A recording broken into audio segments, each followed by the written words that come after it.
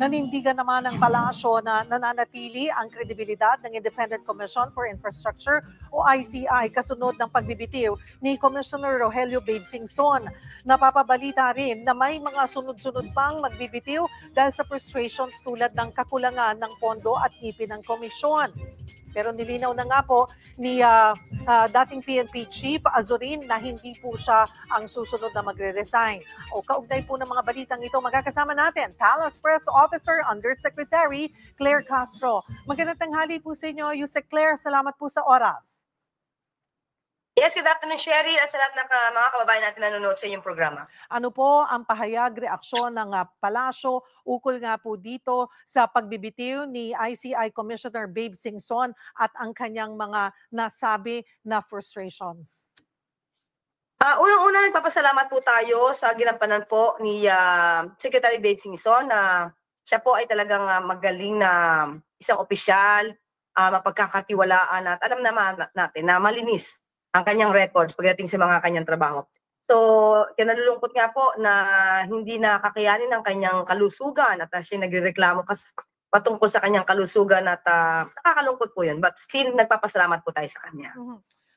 Yusek Claire, base po sa aming pakikipag-usap sa aming panayam kahapon kay Commissioner Babes at ngayon din po kay General Azurin, budget ang problema. Nakakarating po ba ito sa palasyo na lahat po sila ay nag-aabono out of pocket po at hinihintay pa rin ang budget para maibalik yung kanilang mga nailalabas po na pera? Actually, according to DBM, as early as September, may saro na po. Nagkaroon lang po siguro ng issue para doon sa tinatawag natin modified disbursement system para po yung sa paggagawa po ng bank account para po maibigay po yung, pagkaan po na-release po yung NCA, yun po yung budget. Ngayon po, maipapaliwanag na rin po at masasabi din po ni Atty. Hosaka na yung budget po ay nasa bank account nila. Okay. Kasi kinlaro naman po ni Commissioner Babes na because it's a new agency, may mga kailangang papeles na pagdaanan, they need to create new bank accounts, and then the signatories. So masasabi po natin yung si Claire na planchado na yan at marirelease ba talaga or mababalik na yung mga inabono nila ngayong buwan ng Disyembre bago matapos ang taon? Pasalamat naman po at maliwanag din po kay Secretary Babes bakit ganun po hindi agad na ibigay yung budget because nga kailangan marami po mga dokumento na dapat gawin para nga po dito sa bank account. At ngayon po na ayos naman po, nandun na po yung budget sa kanila. Ayun po. Naibigay na po. Naibigay na yung buong 41 million, Yusek? Yes po. Opo. Kailan po ito naibigay? Ito pong December, matapos po maayos yung mga MDS. So maibabalik na po. Alright. Ano rin po ang tugon ng Pangulo sa panawagan na i-certify as urgent ang panukalang bigyan ng dagdag na kapangyarihan ang ICI? Parang patapos na po yata ang mga batas nila. So, tingnan na lang po natin kung ano po nilalaman ng version. May sinasabi po si Ombudsman Boying Remulla, Yusek, na 1 o 2 buwan na lamang ang natitirang panahon ng komisyon. Nangangahulugan ba na bubuwagin na po ang ICI early next year? Sa ngayon, Ms. Cheryl, wala pa pong naipapaabot sa atin na gano'n.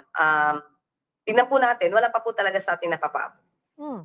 So paano po tinitiyak ng Malacanang na walang magiging delay sa pagtutok dito sa anomalous flood control projects kahit na kagaya po niyan, by December 15, bakante na po yung posisyon ni Commissioner Babes.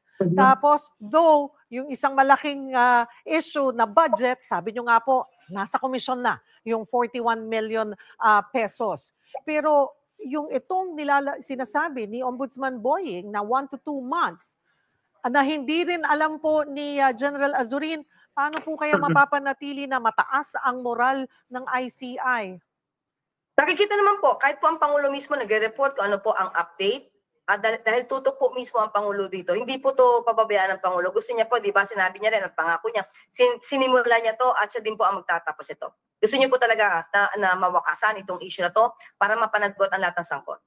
with all these issues nga po on ICI na hinawakan ng tao na ito ang makapagbibigay ng hustisya para po sa sambayanan na nanakawan ano po ng mga itong mga tiwaling officials and mga contractors. Ano po ang inyo na lang huling iiwan na mensahe sa bayan? Unang-una po magtiwala po kayo. Sabi nga natin, malamang ang mga kaalyado mismo ng Pangulo at itong administrasyon ay tinatamaan ng mga gitong klaseng pag-iimbestiga, but still, ang gusto ng Pangulo ay mabigay ang right decision. Ito po, hindi man popular ang decision to dahil sinasabi nga nila na ang Pangulo mismo, yung administrasyon niya ay maaaring tamaan, pero still, he wants to give this right decision. He gives the right decision para po mapanagot talaga ang dapat na managot at mapakita sa taong bayan na kahit ano pa po, ang desisyon na tama ang dapat niyang gawin. Marami pong salamat sa inyong oras, Palace Press Officer Undersecretary Claire Castro. Susunod,